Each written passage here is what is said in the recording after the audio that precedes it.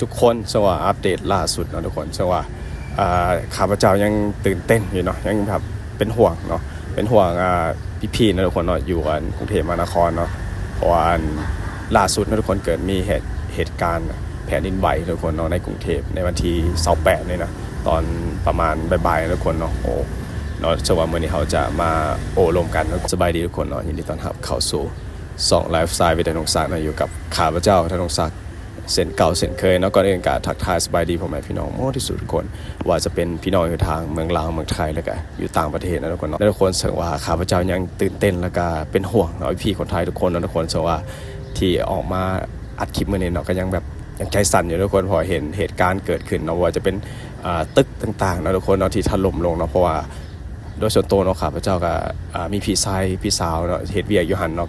ก็เป็นห่วงนะทุกคนสว่าเหตุการณ์ทุกคนสว่าเหตุการณ์แผ่นดินไหวในกรุงเทพมหานครในวันที่28มีนาคมทุกคนเนาะ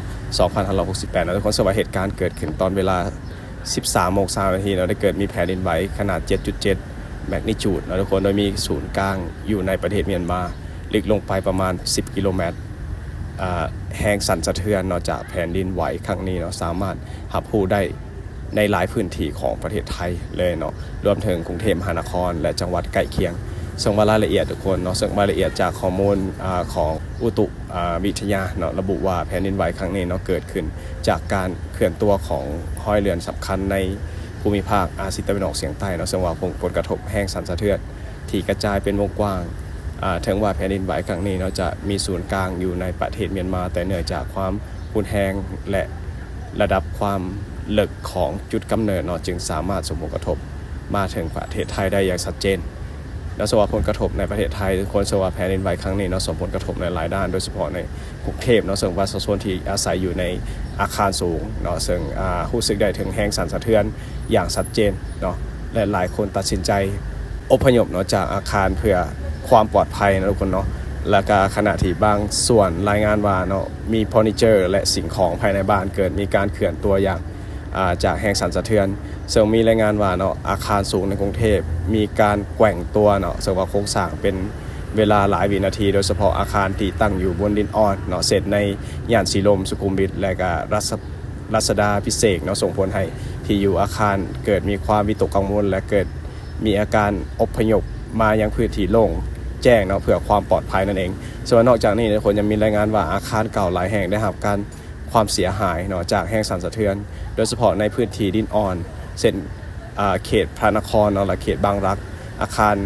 พาณิชย์เนาะบางส่วนได้รับความเสียหายถึงขั้นถล่มลงมาเลยนอกจากว่าเจ้าหน้าที่กู้ภัยเร่งให้ความช่วยเหลือและค้นหาผู้ติดอยู่ในซากอาคารนั่นเองขณะเดียวกันเนาะมีงานรายงานทุกคนได้รับบาดเจ็บอย่างน้อย5 รายโดยส่วนใหญ่เนาะเป็นผู้ที่อยู่ในอาคารที่ได้รับความเสียหายและได้รับบาดเจ็บจากการถูกเศษวัตถุสิ่งของตกใส่ขณะที่ผู้บาดเจ็บถูกส่งตัวไปรักษาที่โรงพยาบาลใกล้เคียงโดยบางรายเนาะมีอาการสาหัสทุกคนส่วนว่าในพื้นที่เนาะของกรุงเทพและปริมณฑลเนาะส่วนว่ามีรายงานว่าการเครือข่ายโทรศัพท์มือถือและอินเทอร์เน็ตเนาะเกิดปัญหาขัดข้องชั่วคราวเหตุให้เกิดมีการสื่อสารไปเป็นไปอย่างลำบากโดยเฉพาะในช่วงเวลาหลังเกิดแผ่นดินไหวเนาะซึ่งว่าประชาชนจำนวนหลงหลายพยายามติดต่อหาญาติพี่น้องเห็นให้เครือข่ายโทรศัพท์เนาะมีปัญหาชั่วคราวถึงอย่างใดก็ตามทุกคนซึ่งว่าระบบสื่อสารกลับมาใช้รายงานปกติภายในเวลาบ่เพียงชั่วโมงนั่นเองส่วนมาตรการและการรับมือทุกคนซึ่งว่าภายหลังเกิดมีการแผ่นดินไหวแบบนี้เนาะเพิ่นสิมีมาตรการและการรับมือซึ่งว่ามีหน่วยงานที่เกี่ยวข้องเช่นอุตุนิยมวิทยาและการป้องกันการบรรเทาสาธารณภัยเนาะและหน่วยกู้ภัยทุกคนได้ออกมาให้ข้อมูลและแนะนำให้ประชาชนเกี่ยวกับแนวทางการปฏิบัติตัวถ้าหากเกิดมีแผ่นดินไหวเนาะหรือ after shock นะทุกคนเนาะโดยแนะนำแบบนี้ทุกคนเชื่อว่ามีการหลีกเลี่ยงอยู่ใกล้โครงสร้าง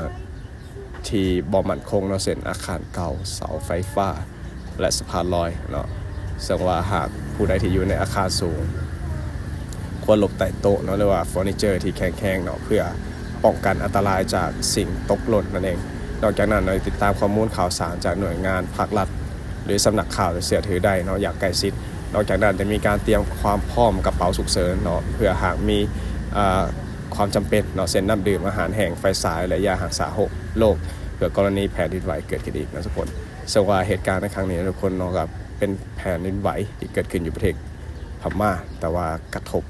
มาที่ฮอดกรุงเทพแล้วทุกคนเนาะก็เหตุให้มีการแตกตื่นซึ่งว่าข้าพเจ้าเห็นคลิปที่ประชาชนเนาะอยู่ในสยามพากันอพยพเนาะวิ่งหนีนะทุกคนโอ้โหเป็นสิ่งหนึ่งที่แบบตอนที่ตึกถล่มนะทุกคนที่ประชาชนวิ่งหนีก็โอ้โหหวังว่าทุกคนจะปลอดภัยนะทุกคนเนาะออกมาว่าในกันโอ้โหยังใจสั่นอยู่นะทุกคนเห็นเหตุการณ์นะก็ขอให้ทุกคนปลอดภัยนะทุกคนเนาะเป็นห่วงพี่ๆทุกคนนะทุกคนเนาะส่งว่าในนั้นเนาะก็มีพี่สาวเฮ็ดเวียกอยู่หันในวันที่ติดต่อหาอยู่ทุกคนเนาะเดี๋ยวเรามาเบิ่งคลิปเหตุการณ์หน่อยหนึ่งทุกคนโอ้โหอันนี้คือเป็นอาคารตึกที่ถล่มลงเลยทุกคนว้าวคือตึกมันมีตึกใหญ่หนึ่งที่กำลังก่อสร้างนะที่มันถล่มลงนะทุกคนข้าพเจ้าเห็นแล้วก็โอ้โหแบบได้ตึกตัวนี้นะทุกคนเนาะแล้วก็มีประชาชนเนาะอยู่บริเวณนั้นก็พากันอพยพเนาะ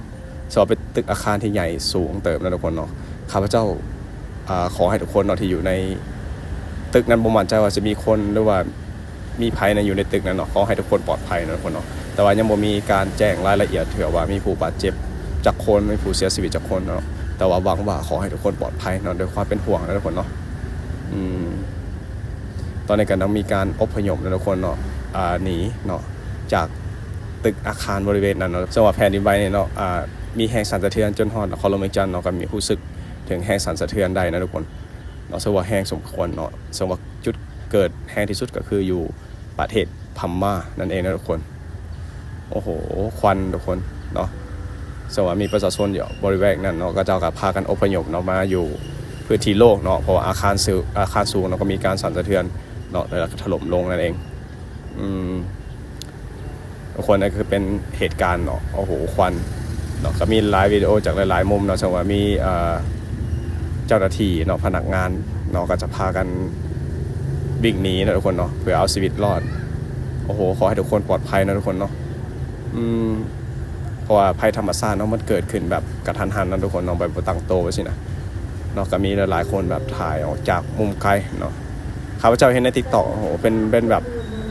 ใน TikTok นะทุกคนเชื่อว่ามีคนที่อยู่ในตึกอาคารเนาะที่กำลังก่อสร้างนะโอ้โหแบบขอให้ทุกคนปลอดภัยนะทุกคนเนาะยังใจสั่นอยู่เนาะที่ข้าพเจ้าออกมาว่านะทุกคน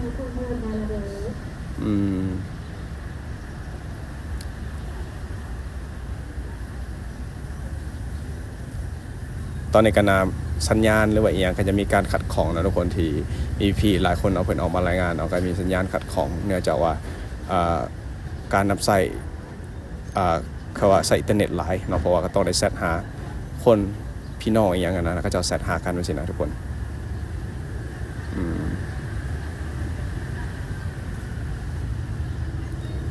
มีพี่ที่อยู่กรุงเทพทุกคนขอให้ทุกคนปลอดภัยเนาะ